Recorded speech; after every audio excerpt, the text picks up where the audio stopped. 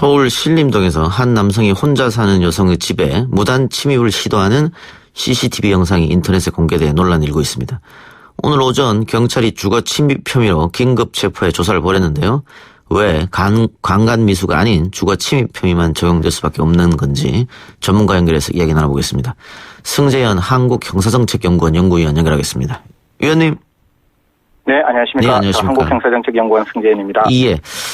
다들 이제 영상을 보셨을 텐데, 네네. 엘리베이터에서 여성이 내려서 집 비밀번호를 누르고 들어가는 그 순간 바로 따라가더라고요, 남성이. 그렇죠, 예. 정말 한 1초? 1초만 늦었어도 좀 큰일 날 위험에 처했던 그런 상황이 됐을 것 같은데. 네네. 이런 일이 자주 있습니까, 혹시?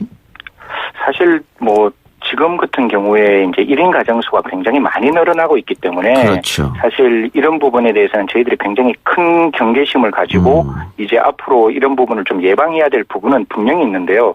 지금 이제 그 영상을 보면 정말 위험한 상황이었고 정말 앵커님 말씀대로 1초라도 늦었다면 그래서 단 둘만 있는 상황을 상상해 보면 정말 소스라치게 놀라고 경악할 만한 상황이었고 사실 이 뒤에 있는 부분에 대해서 이제 그 피해자는 부인하고 있지만 사실 뒤에 있는 그 범죄가 혹시 자칫하면 성범죄로 이어질 수 있는 가능성이 있었다는 점은 충분히 개연성이 있는 상황이었다고 볼 수 있습니다. 예.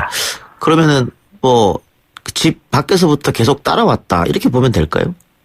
사실 이제 진술을 들어보면 일본 이제 언론에 나와 있는 진술을 들어보면 일행들과 술 마시고 귀가하는 중에 모르는 여성을 뒤따라갔지만 성폭행의 의도는 없었다 이렇게 진술을 하는데 사실 이 피해자의 행동을 보면 일정 시간 일정 거리를 이 피해자를 따라가는 모습이 분명히 보이고 있고 또 사실 외부와 완전히 차단된 그리고 누구에게도 도움을 요청할 수 없는 최후의 시점인 집에 들어가는 순간 그 순간 따라가서 집 문을 이렇게 막는 모습을 보이고 있기 때문에 그런 CCTV 영상으로 확인한다면 충분히 합리적이고 그다음에 충분히 합리적으로 다른 의도가 있었지 않았느냐. 즉, 성범죄의 의도가 없었다는 말보다는 증거가 보여주는 여러 가지 행동은 분명히 다른 의도가 분명히 있었다. 이렇게 보여지는 부분이 있습니다. 그 닫힌 문 앞에서도 한참을 그 문을 열려는 시도를 하는 것 같더라고요.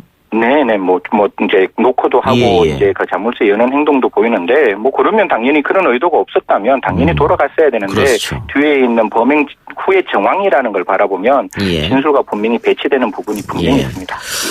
그런데 이게 문제가 지금 경찰이 주거 침입 혐의를 적용했는데, 네네. 왜 강간 미수 혐의가 아니냐, 이런 지적이 있습니다. 이런 부분에 대해서 국민들이 굉장히 공분하고 있는 부분도 있는데 사실 대한민국의 법이라는 게 죄형 법정주의라는 게 있어서 그 범죄가 성립되기 위해서는 일정 요건이 필요한데 이제 이 범죄를 바라보면 일부 언론에서는 이걸 강간죄라고 하는데 사실 조금 더 강력한 범죄로 의유할 수 있는 게 성폭력 범죄 처벌 등에 관한 특례법에 보면 특수강도 강간죄라고 해서 주거 침입을 범한 자가 강간으로 나아가면 무기 또는 5년 이상의 징역으로 굉장히 가중처벌할 수 있는데 분명히 이 피해자는 주거 침입했는 부분은 명확하거든요. 건조물 안에 들어갔기 때문에 그렇다고 본다면 과연 강간죄가 성립될 수 있느냐. 그 강간죄에서 우리 판례가 요구하고 있는 거는 그 피해 여성에게 폭행과 협박을 해서 이 피해 여성이 항거가 불가능하거나 현저히 곤란하게 할 정도의 폭행 협박이 있어야지만 강간죄가 성립된다는 게 기존에 쌓여왔던 판례고 그 판례가 지금 이미 이렇게 고착화되어 있는 부분이 있기 때문에 지금 피해 여성이 안에 들어가서 이 가해 남성이 더 이상 피해 여성에게 직접적으로 폭행 협박을 한 것이 CCTV에 나와 있지 않기 때문에 이런 경우에 이제 강간죄로 의율할 수 없는 부분은 조금 불편하고 어색하지만 있고요. 그래서 제가 저번에 특정 연예인이 동영상을 몰래 찍은 몰카를 동영상으로 이렇게 바깥에 이제 뿌리겠다라고 하는 그 협박에 대해서도 단순 협박죄가 아니라 그런 어떤 목적을 가지고 하는 협박죄를 더 가중 처벌해야 되는 거고 본 사안 같은 경우에도 분명히 특정 목적, 성폭력의 목적으로 타인의 주거에 들어갔다면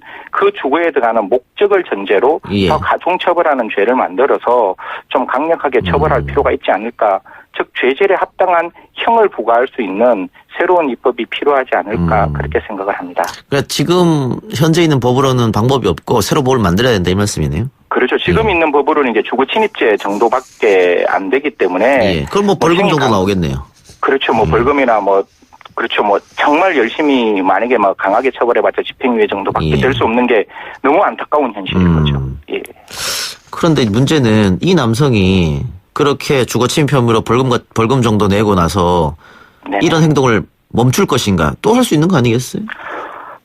이 부분이 가장 우려스러운 부분인데 이게 뭐 더 국민들이 아실지 모르겠지만 올해 3월에 서초구에서 똑같은 사례가 하나 발생했는데 주거 침입을 하고 여기서는 이미 들어가서 피해 여성에게 강제 추행을 신체 일정 부위를 만지고 나오는데 이때 구속이 되지 않습니다.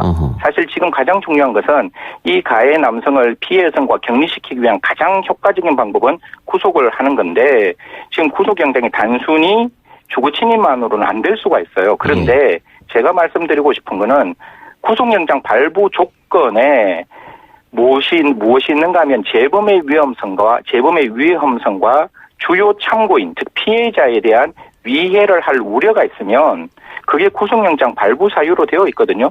단순히 뭐 주거가 뭐 일정하다, 증거인멸이 없다, 도망할 우려가 없다가 아니라 분명히 이런 위해의 우려와 그다음에 재범의 위험성이 있다면 이 부분을 사법당국과 법원은 좀 신중하게 판단해서 다시금 이 피해 여성이 정말 소스라치게 놀랐을 거란 말이에요. 제가 딸을 키운다면 정말 밤잠을 잘 수 없을 만큼 진짜 무서운 경험이었을 건데 이런 피해자의 마음을 좀 생각하셔서 이런 걸 좀 고려하셔서 구속영장을 발부할 때 좀 참작해 주셨으면 하는 마음입니다. 위원님 아까 초반에 언급했듯이 이런 범죄를 막을 대책을 마련하는 게 중요하지 않겠습니까? 어떤 대책이 있을까요? 맞습니다.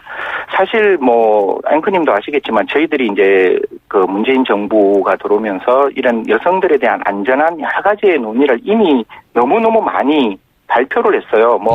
사실 안심이 있는 앱이라 그래서 112 신고 없이 앱만 누르고가 될 수 있도록 만들고 여성 안심 귀가 스카우터제 만들고 그다음에 범죄 예방을 하기 위한 디자인도 많이 만들었는데 가장 중요한 건 이게 실질적으로 효과가 발생할 수 있도록 이런 제도들을 강력하게 이끌어가야 되는데 그런 부분을 조금 꼼꼼히 살펴셔서 진짜 이게 제대로 이루어질 수 있는 부분을 좀 살폈으면 좋겠고 마지막으로 제가 한 말씀 드리고 싶은 거는 사실 경찰의 방범 기능이 좀 강화돼야 되는데 현재 범죄를 진압하기 위해서 신속성과 효과성을 강조하기 위해서 지구대로 편제가 좀 많이 바뀌었거든요.